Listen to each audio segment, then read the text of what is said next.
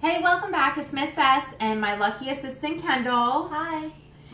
So now that our eggs are dried, we're going to go ahead and show you how to make cool egg salad for Easter. So to save time on the video, and of course parents, you can always pause throughout the video if you need to take time with the kids to make this. But it's pretty simple ingredients. Again, this is all things that you should have at home. If not, I'm sorry. So that's that. But to save time on this video, we went ahead and pre-cracked our eggs and peeled all of the shells off. So you can see in my little container here are all the different eggshells. So we went ahead and cracked all the eggs and peeled the eggshells off. So this was the outside. Look at all the cool colors that we have, that we did with our decorating and dyeing of our eggs. And then here is the finished product. Of course, you have just the hard-boiled eggs. So the first thing you're going to want to do is get a bowl, and you're going to put all of your ingredients before you start breaking up the eggs into the bowl.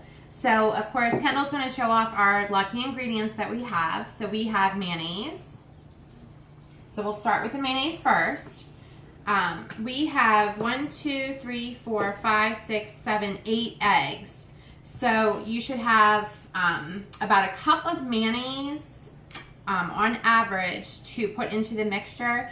My kids know me very well. I don't measure out anything. I just go for it. So I'm putting, like I said, about a cup of mayonnaise into my mixture.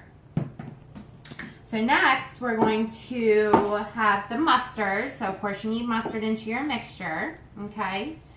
And with the mustard, you know, depending on how tangy you want things, I don't really like the taste of mustard too much, but you have to have it when you make deviled eggs or egg salad.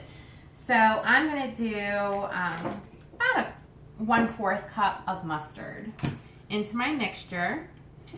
Next, we're going to do relish. Now, most people do not put relish into their deviled egg mixture or their egg salad mixture, but I like relish, so I always add relish into mine. My kids aren't too crazy about relish, so you see I have, you know, about a tablespoon of relish, and that's all you need. Next, you have to have some tang, and again, the mustard will do that, but we're going to add a little bit of pickle juice, and I always save pickle juice just for this reason, and just a little dash.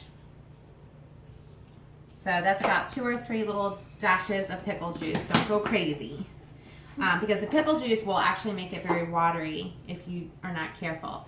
And then of course you need S&P, salt and pepper, to taste. So here's my salt. It's a shaker, but you know, a pinch of salt is good. Depending on salt lovers, if you want to put 2 in, that's fine too. I'm not crazy about salt, and I don't like my husband eating it, so I never add a lot of salt to my dishes, but I do like pepper. So I did about 2 pinches of pepper, hoping that I do not sneeze. All right, so we have all of our ingredients in here, and we're going to go ahead and mix this up, and this is the base for your egg salad.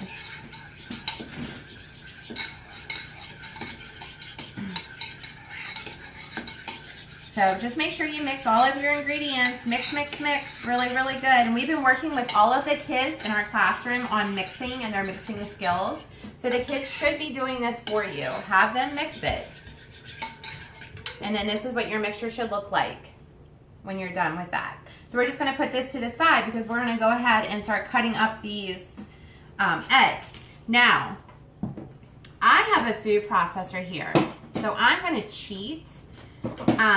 But with the eggs, some people will just get like a small cutting board and then just, you can cube this up if you want. I've cut the egg in half, and then you can just do like little sections, make them into like little squares. Some people will actually take a fork and just shred it. So whichever you're more comfortable with. But if you do have a food processor, I know this does save a lot of time and energy.